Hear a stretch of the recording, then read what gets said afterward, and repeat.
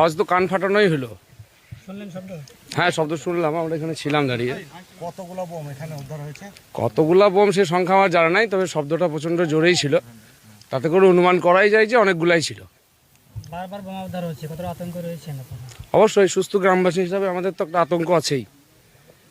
তাই এই দিক থেকে আমার মনে হয় যেন প্রশাসনের কড়া পদক্ষেপ নিয়ে এই জিনিসগুলোকে আটকানো উচিত। আপনাদের এখানে তো কিছুদিন আগে একটা খুন হয়ে মার্ডার হয়ে গেছিল আজকে রাজনৈতিক দ্বন্দ্ব, কোথাও কি বোমগুলা এর পেছনে রাখার এরকম কোনো উদ্দেশ্য আপনারা মনে না, এইসব ব্যাপারগুলো আমাদের মাথায় নাইও, আমরা ওই দিক দিয়ে ভাবিও না। আমরা জাস্ট সাধারণ মানুষ, একটু দেখতে এসেছি বোম ফাটবে, সেই বোম ফাটা দেখতে এসেছি, বাস। আমাদের ওই সব ব্যাপারগুলো আমরা বলতে পারবো না। আপনারা তো গ্রামবাসী, বারবার বোম উদ্ধার হওয়ার ফলে আপনারা তো আতঙ্কগ্রস্ত হয়ে আছেন না? না, আমরা সাধারণ গ্রামবাসী, অবশ্যই আমরা আতঙ্কিত, কিন্তু কোথায় রেখেছে, কিভাবে রেখেছে, কি এই সমস্ত বৃত্তান্ত আমাদের কাছে জানা নাই। আপনারা প্রশাসনের কাছে কি চাই? প্রশাসনের কাছ থেকে চাইছি যেন এইরকম ঘটনা আর না ঘটে, কারণ এগুলো প্রচণ্ড একটা সেন্টিমেন্টাল ইস্যু।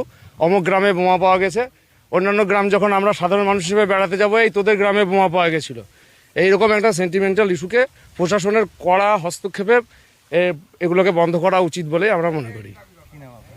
আমার নাম মহিদুল ইসলাম, আমার বাড়ি কান্দারা ডেঙ্গাপাড়া। 10টার সময় একটা বাচ্চা আমাদের মাঠ থেকে বাড়ি যায়, যে বলে ওই পাড়ে বোম আছে। বোম আসার পরে আমাদের মেম্বারকে খবর দিই, উপপ্রধানকে। উপপ্রধান থানায় খবর দেয়, থানার প্রশাসন এসে ওই বোমগুলা বাই করে নিয়ে যায়, উদ্ধার করে নিয়ে যায়। ওই 18-20টা ছিল, আন্দাজে বলা তো 18-20টা ছিল। এর আগেও আপনাদের এলাকায় থেকে বোম উদ্ধার আবারও? না না না, আগে কোনো উদ্ধার হয়নি, এই প্রথম উদ্ধার হলো বোম। আগে একবার হয়েছিল এখানে, হ্যাঁ ড্রেনে এখানে, উদ্ধার হয়েছিল এর আগে? হ্যাঁ আগে একবার উদ্ধার হয়েছিল। আতঙ্কিত নয়? আতঙ্কিত তো বটেই, গ্রামের মানুষ তো আতঙ্কিত থাকবেই। মাঠে ঘাটে বোম পড়ে থাকছে, বাচ্চা আসছে, ছেলে আসছে, লোক আসছে, কোথায় কিছু হয়ে গেলে তো বিপদ হয়ে যাবে একটা।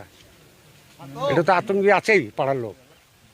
এটা কি কান্দরা মিল্কিপাড়ায় যে মার্ডার হয়েছিল তারপরে কি এটা? সেটা আমরা বলতে পারবো না, কোন পরিপ্রেক্ষিতে রেখেছে, কোন পরিপ্রেক্ষিতে বোম বানছে সেটা বলতে পারবো না, কিন্তু বোমটা পাওয়া গেছে কাল আমাদের মাঠে, এইটাই দেখেছি। প্রথমে একটা বাচ্চাই দেখেছিল? হ্যাঁ, একটা বাচ্চাই দেখেছে, এই পাড়ায় বাড়ি? এই পাড়াই বাড়ি। সেই বাচ্চা আমাদেরকে দিয়ে বলে, মেম্বারকে, উপপ্রধানকে বলে, উপপ্রধান প্রশাসনকে বলে, প্রশাসন এসে তখন বোমগুলা উদ্ধার করে নিয়ে যায়, এবং সেখানেও আমরা ছিলাম যখন উদ্ধার করে নিয়ে যায়।